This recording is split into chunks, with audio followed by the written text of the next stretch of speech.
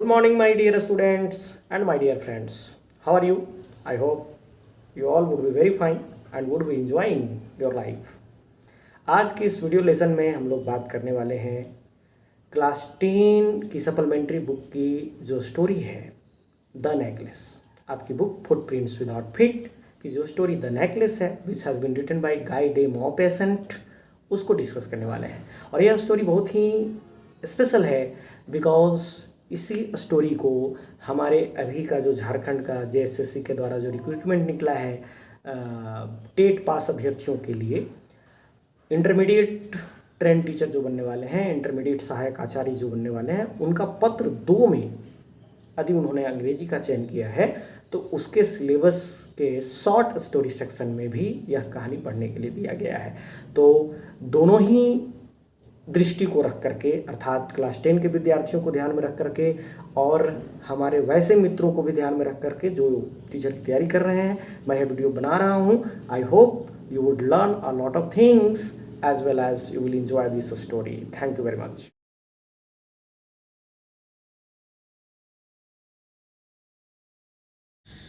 The Necklace by Guy de Maupassant.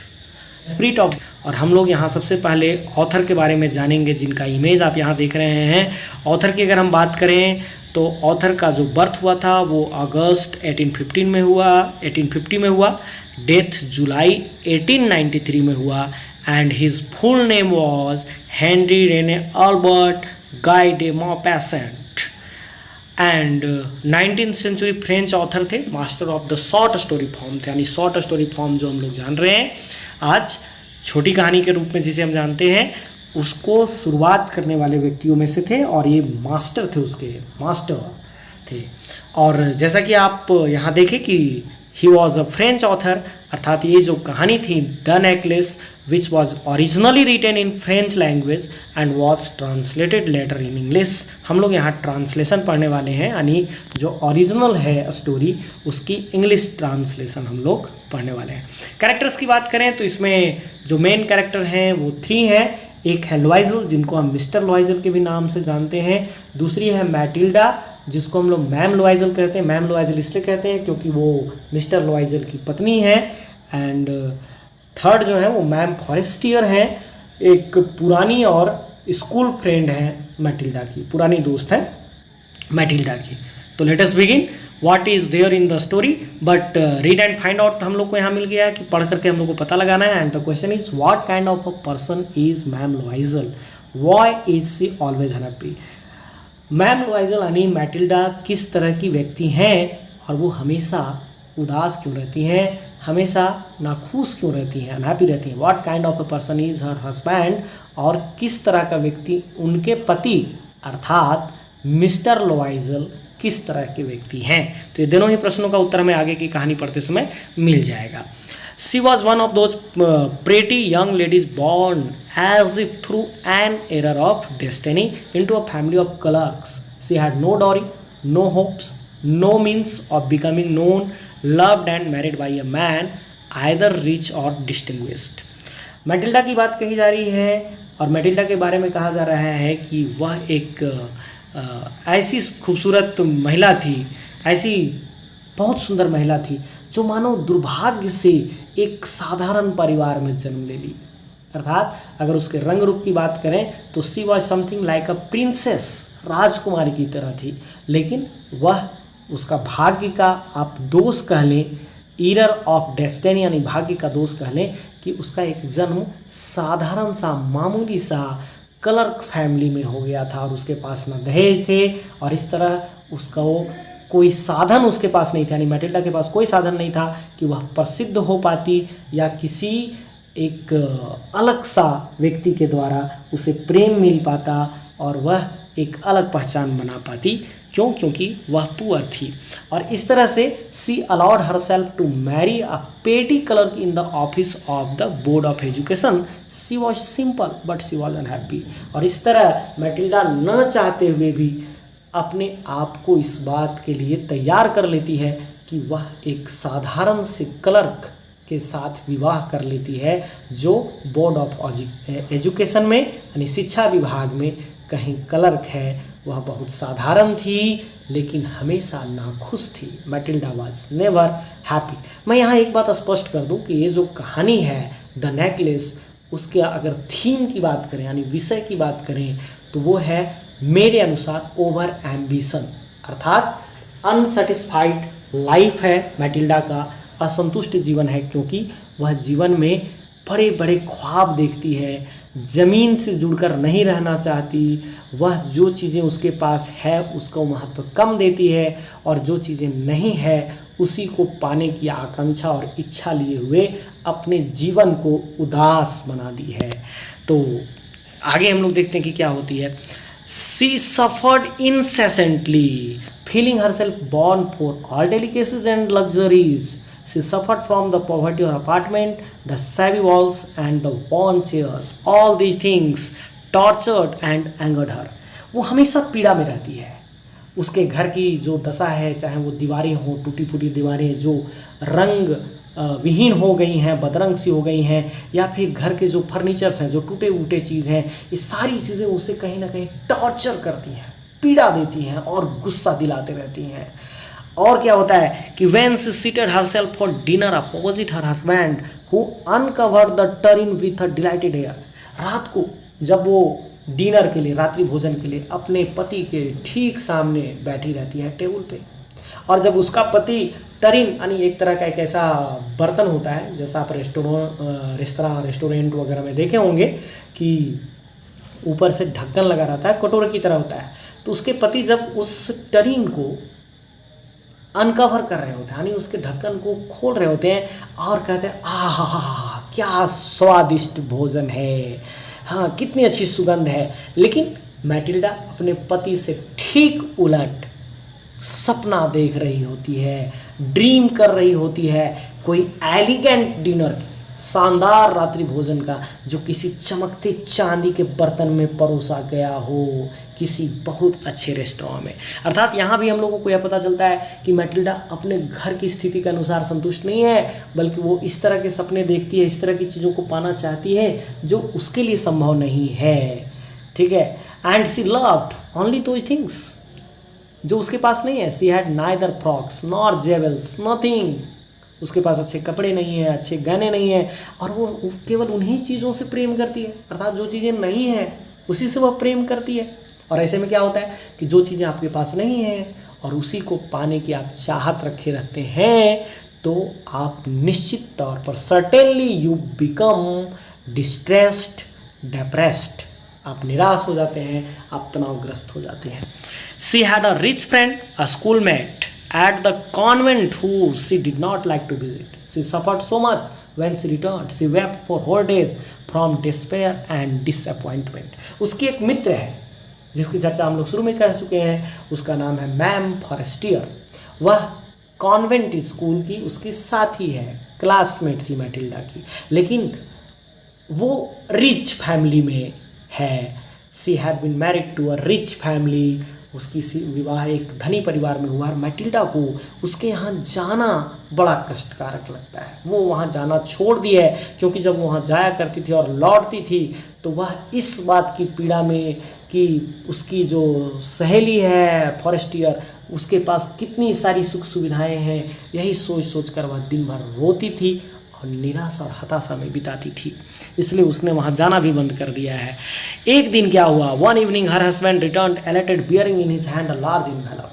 I would like to skip here some lines, some paragraphs, कुछ paragraphs को हम यहाँ थोड़ा jump करते हैं and I explain the theme of the story, the meaning of the passages in Hindi.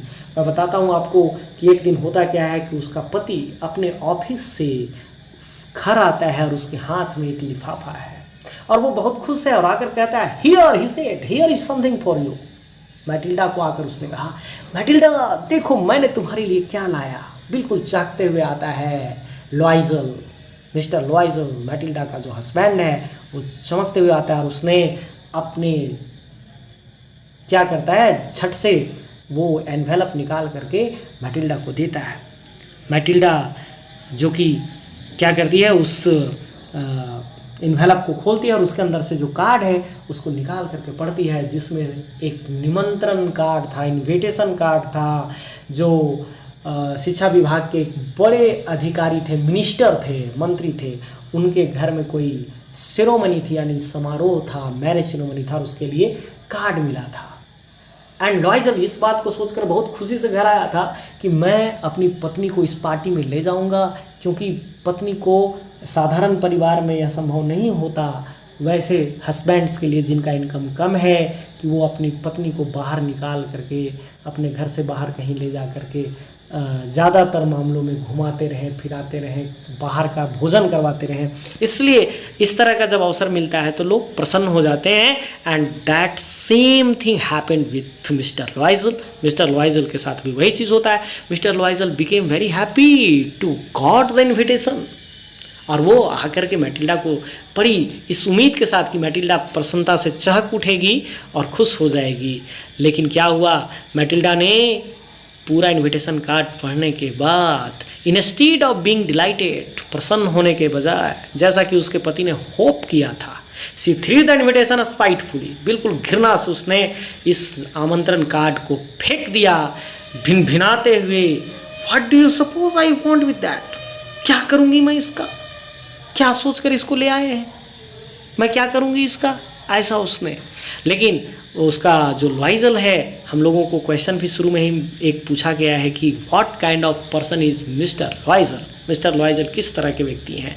तो as a husband, एक पति के तौर पर, he is no doubt a loving husband, a caring husband हैं, जो अपनी पत्नी को केयर करना जानते हैं और उसको प्रेम करना चाहते हैं अपनी परिस्थितियों के अनुसार। तो उन्होंने बड़ा प्यार से लॉयजल ने मनाना शुरू किया। But my dear, I thought it would make you happy, मैंने तो सोचा था कि यह तुम्हें प्रसन्न कर देगा। यू नेवर गो आउट, तुम कभी बाहर नहीं जाती, and this is an occasion and a fine one, यह एक बड़ा सुंदर अवसर है और वो भी बहुत अच्छा है। एवरीबॉडी विशेस वन, सब लोग इस तरह का चाहते हैं अवसर पाना, and it is very select, not many are given to employees, और वो भी यार निमंत्रण कार्ड सबको नहीं मिला है, कर्मचारियों में भी कुछ गिने चुनों को मिला है। अगर तुम वहाँ जाओगी तो you will see the whole official world there, official ऑफिशियल वर्ल्ड तुम्हें वहाँ देखने को मिल जाएंगे, ऐसा उसने अपनी पत्नी से कहा, मिस्टर लॉयजल ने। लेकिन मैटिल्डा ने अपने पति को इरिटेटेड आई के साथ देखा, चिड़चिड़ी नज़र से देखा, एंड डिक्लेयर्ड इम्पैशेंटली, और धीरज खोते हुए अधीरतापूर्वक कहती है, what do you suppose I have to wear to such a thing as that, क्या समझ रखे आप, मेरे पास उस तरह की पार्टी में जाने के लिए कौन सा ड्रेस है पहनने के लिए। He had no thought of that, he stammered. Loisel तुतलाते हुए कहता है, अरे हम तो इसके बारे में सोचे ही नहीं थे। फिर वो कहता है कि why the dress you wear when we go to the theatre, अरे वो ड्रेस जो हम लोग थिएटर देखने के लिए गए थे उस दिन तुम जो पहनी थी वो तो सुंदर है, it seems very pretty to me, वो तो मुझे बहुत सुंदर लगा था। और इतना कहकर वह चुप हो जाता है, क्योंकि कहीं ना कहीं मिस्टर लॉयजल को इस बात का आशंका है कि पता नहीं उसकी पत्नी इस बात पर और गुस्सा तो नहीं हो जाएगी।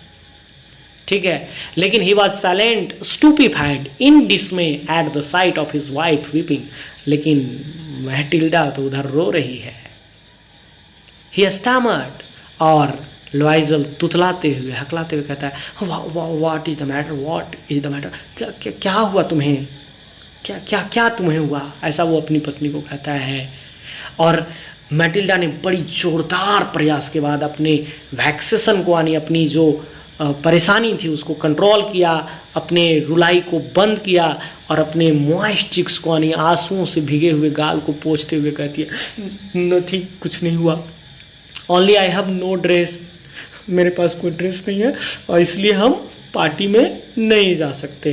I can not go to this affair, give your card to some colleagues whose wife is better fitted out than I, बेहतर होगा कि आप किसी अपने सहकर्मी को यह कार्ड दे दें जिनकी पत्नी के पास हमसे ज़्यादा बेहतर कोई ड्रेस होगा। अब आप जस्ट इमेजिन करें कि एक हस्बैंड के तौर पर, एक पति के तौर पर मिस्टर लॉयजल की क्या हाल रही होगी उस समय। ही वॉज ग्रेव्ड, वह दुखी हो गया, बट अनसर्ट, लेकिन उसने उत्तर दिया, लेट अस सी मैटिल्डा, देखो Matilda, how much would a suitable costume cost, कितना रुपया लग जाएगा अगर एक अच्छा ड्रेस ले तो। Something that would serve for other occasions, something very simple जो साधारण हो और कोई पार्टी के अलावा दूसरे अवसरों पर भी जो पहना जा सके। हम मिडिल क्लास वाले क्या सोचते हैं, कोई एक ओकेजन के लिए नहीं लेते कपड़े लेते हैं। तो अगर हमारे यहाँ विवाह भी होता है और अगर कोई मिडिल क्लास का लड़का या लड़की हो तो वो वही पोशाक चुनना चाहता है। जैसे मैं अपने अधिकतर मित्रों को जानता हूँ कि अगर उनका विवाह हो रहा है तो वो शेरवानी तो खरीद लेते हैं, लेकिन बड़े अनबने ढंग से खरीदते हैं, क्योंकि वो जानते हैं कि इतना रुपया लगा कर केवल एक रात ही पहनना है, बाद में तो कहीं पहन कर वो जा नहीं सकते। तो ज़्यादातर जो मित्र होते हैं या मतलब ज़्यादातर जो लड़के हैं या मित्रों को मैं भी सलाह देता हूँ कि बेटर है कि शेरवानी से अच्छा है कि आप सूट सिलवा लें, ताकि विवाह भी हो जाएगा, विवाह के दिन भी काम चल जाएगा एंड अदर ओकेजन्स में भी आप इसको पहन कर पैसे वसूल सकते हैं। वैसे ही बात मिस्टर वाइजल सोच रहा है अपनी पत्नी के लिए, कह रहा है कि कोई ऐसी ड्रेस जो सिंपल हो, यानी पैसे भी कम लगे और सूटेबल भी हो, है ना। हम लोग दुकान में भी जाते हैं तो सबसे पहले ये बात करते हैं चीप एंड बेस्ट दिखाइएगा, यानी सस्ता और अच्छा दिखाइएगा। तो इस तरह से मैटिल्डा को प्रस्ताव दिया मिस्टर लॉयजल ने, यानी उसके हस्बैंड ने, एंड मैटिल्डा ने रिफ्लेक्टेड फॉर सम सेकेंड्स, कुछ देर के लिए वह सोचने लगी और पैसे का अंदाज़ा लगाने लगी। और वो पैसे का अंदाज़ा इस तरह लगाती है, वो जानती है कि अगर मैं ज़्यादा पैसे बोल दी तो हमारे पति के लिए वह कंफर्टेबल नहीं होगा, मेरे पति हो सकता है कि आश्चर्य से मुंह फाड़ लें। इसलिए वह सोचने लगी, अपने दिमाग में बार्गेनिंग करने लगी, मोल भाव करने लगी कि कितना बोला जाए कि आसानी से मेरा ड्रेस भी अच्छा हो जाए और हमारे हस्बैंड के पॉकेट पर भी बहुत अधिक लोड ना पड़े, मतलब इतना लोड ना पड़ जाए कि वो इनकार ही कर दें, डिनाई ही कर दें। And finally she said in a hesitating voice, हिचकिचाते हुए आवाज़ में उसने फाइनली कहा, I can not tell exactly, मैं ठीक नहीं कर सकती, but it seems to me that 400 francs ought to cover it, लेकिन मुझे लगता है कि 400 फ्रांसिस तो लग ही जाएंगे ड्रेस लेने में। इस तरह से उसने दाम बता दिया। कुछ देर के लिए जो मिस्टर लॉयजल है वो पेल हो गया, पीला पड़ गया, ही टर्न पेल, अ लिटिल पेल, यानी थोड़ा पीला पड़ गया बेचारा, है ना। For he had saved just this sum to buy a gun that he might be able to join some hunting party the next summer. अगले साल की गर्मी में शिकारी दल में शामिल होने के लिए उसने पैसे बचा कर रखे थे कि वह एक बंदूक खरीद कर शिकारी दल में शामिल होगा। लेकिन उसने अपने पत्नी को उत्तर दिया, he answered, very well, I will give you 400 francs, मैं दूंगा तुम्हें 400 francs, but try to have a pretty dress, लेकिन सुंदर सा ड्रेस लेने की कोशिश कर लेना। सुंदर सा ड्रेस ले लेने के लिए मैटिल्डा को उसने कहा। तो आगे की जो चीज़ें हैं उसको भी मैं डिस्क्राइब करूंगा, लेकिन वीडियो का लेंथ लंबा हो रहा है, इसलिए मैं यहाँ स्टॉप कर देना चाहता हूँ। Thank you very much.